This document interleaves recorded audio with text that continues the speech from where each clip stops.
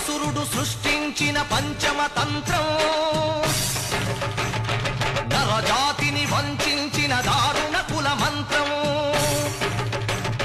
నరకబడిన శంభూకుని శిరం సాక్షిగా, తెగిపడిన ఏకలవ్య బొటన వేలు సాక్షిగా, ముంతల చీపురుల మన దీనగతం సాక్షిగా,